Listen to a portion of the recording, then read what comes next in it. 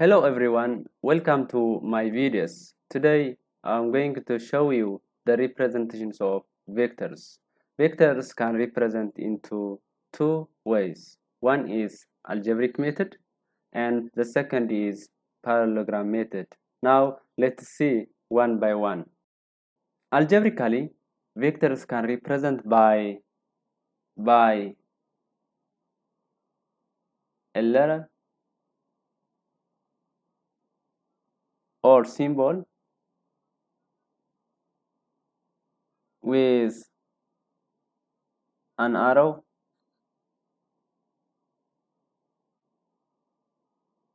over its head, or they can be represented algebraically by a bold-faced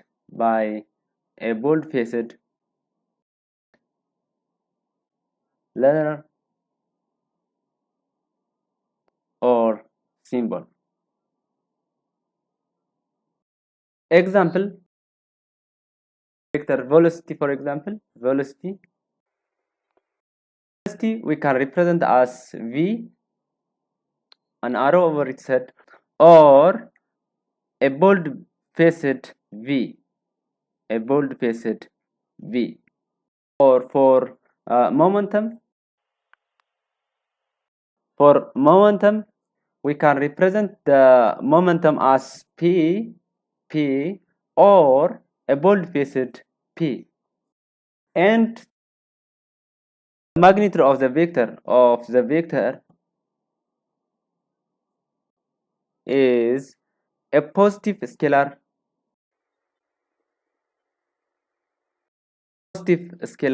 represented by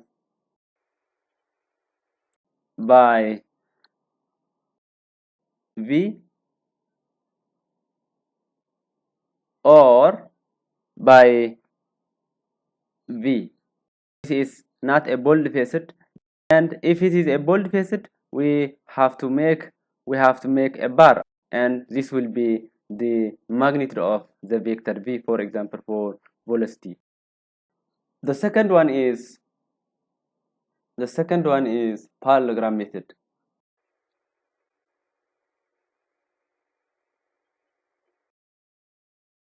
Vectors can represent using parallelogram method as a straight arrow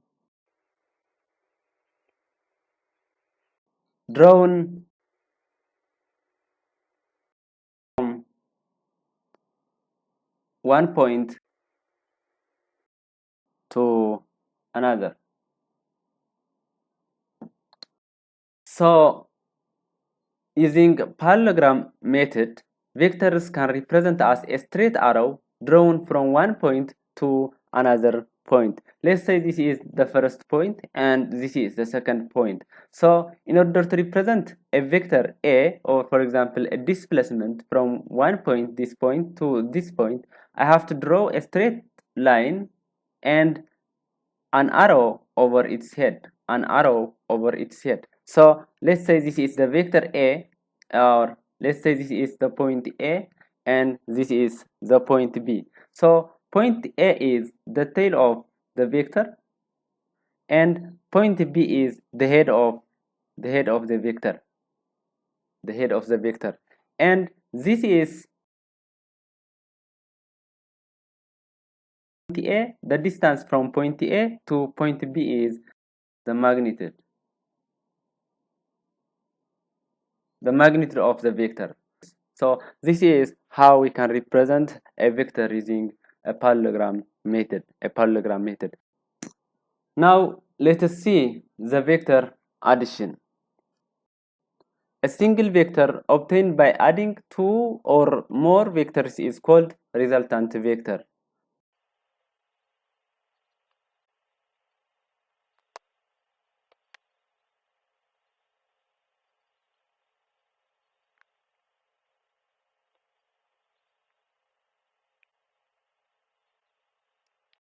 So this resultant vector can be found using two ways. One is geometric method, and the second one is using parallelogram method.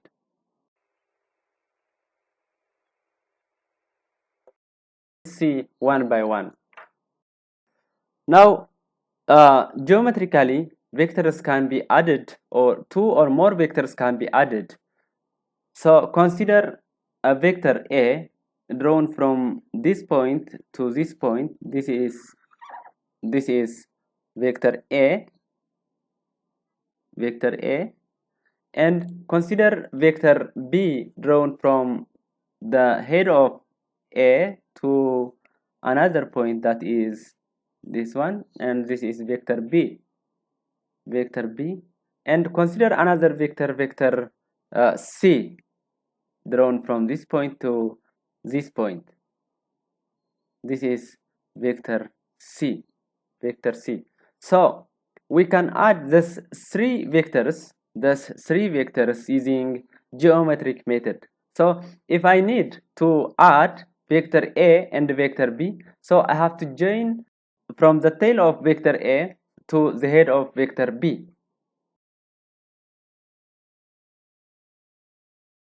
That is A plus vector B is this one.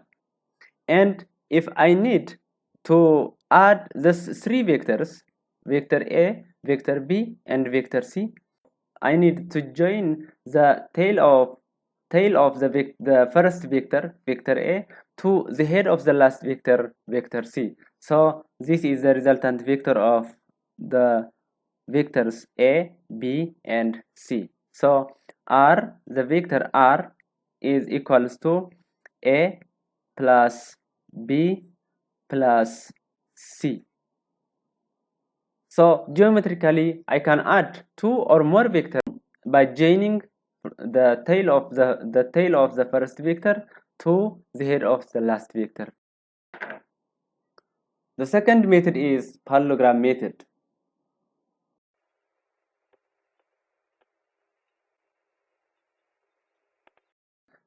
Consider that this is vector A,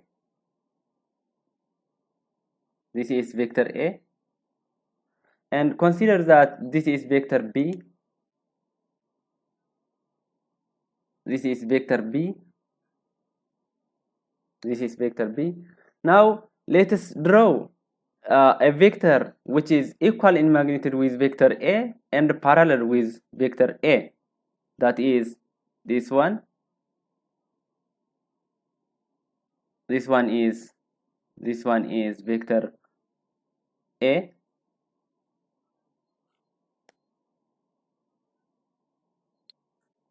this is vector A, and let's draw a vector which is equal in magnitude and parallel with vector B, that is this one is vector B,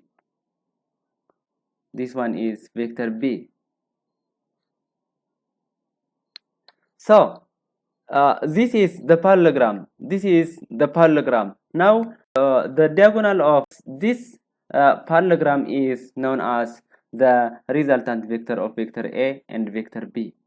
Now this is the resultant vector of vector A and B.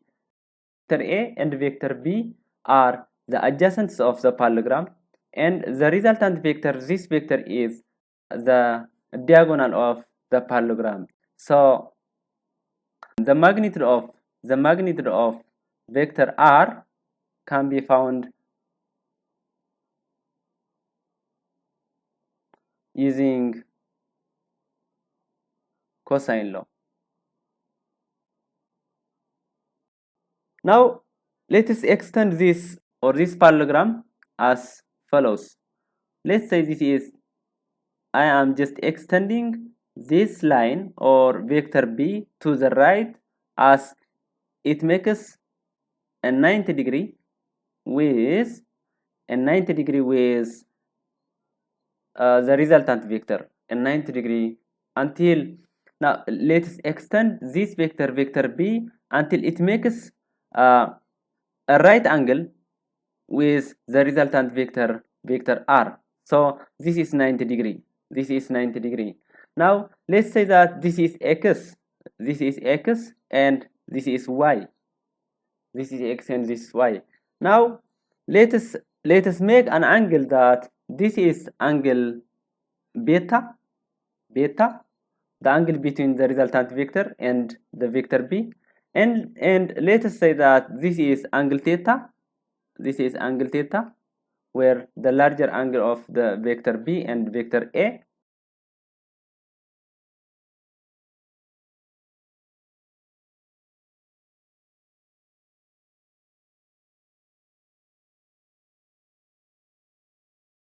Now, for this right angle triangle, we can make that this angle is 180 degree minus theta. So I'm using cosine and sine functions. We can say that cos of 180 degree minus theta is equals to adjacent over hypotenuse. That is adjacent. This is the adjacent of this angle, and this is the hypotenuse of this angle. This is x over a. This is x over a. So this gives us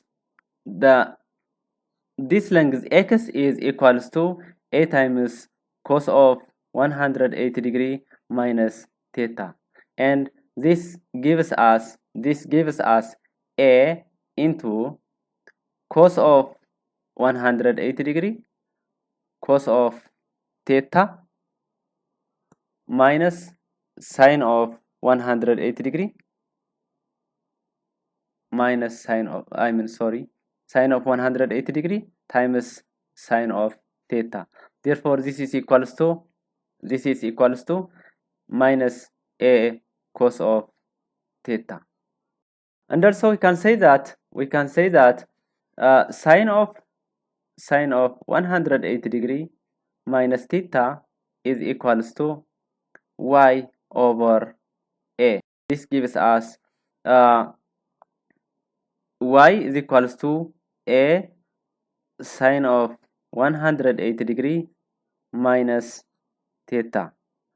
This is equals to sine of 180 degree cos of theta plus cos of 180 degree sine of theta. This is equals to minus sine of theta. A times sine of theta is the result of y.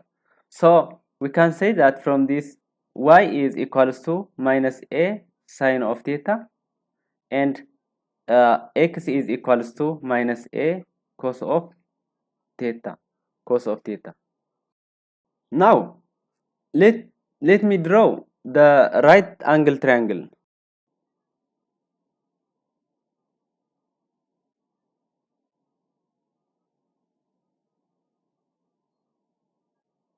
This is b plus minus, this is b minus a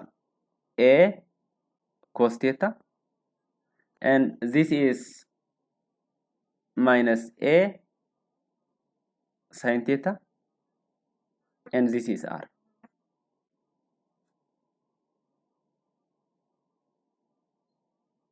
This is r. So this is the beta angle. This is beta angle. Now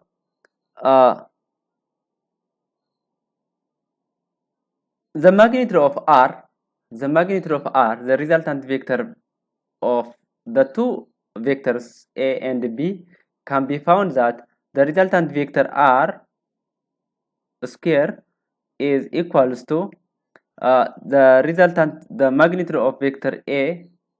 This is equals to the magnitude of b minus a cos of theta square plus minus a sin theta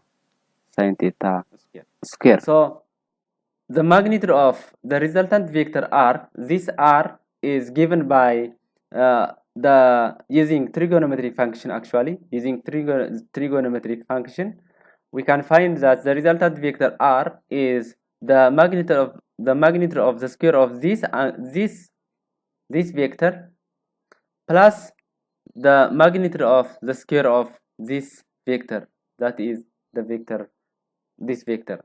So I can find that this is equals to b square minus 2 ab cos theta cos theta cos theta plus a square cos square theta cos square theta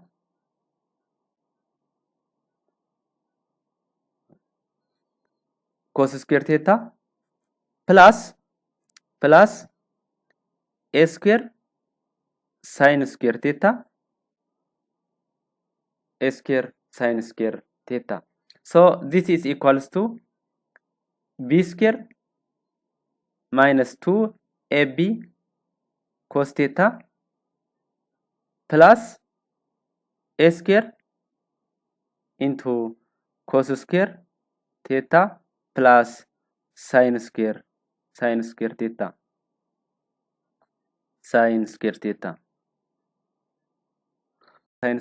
So r square is equals to b square plus a square, because cos square plus sin square theta is equals to 1. This is equals to 1. Therefore, we have only a square. So b square, this would be square plus a square minus 2ab cos of theta. This is the resultant vector. So r, the resultant vector r is equals to under radical of a square plus b square minus 2ab cos of theta is the resultant vector using parallelogram law. The direction of the resultant vector r can be found using sine law.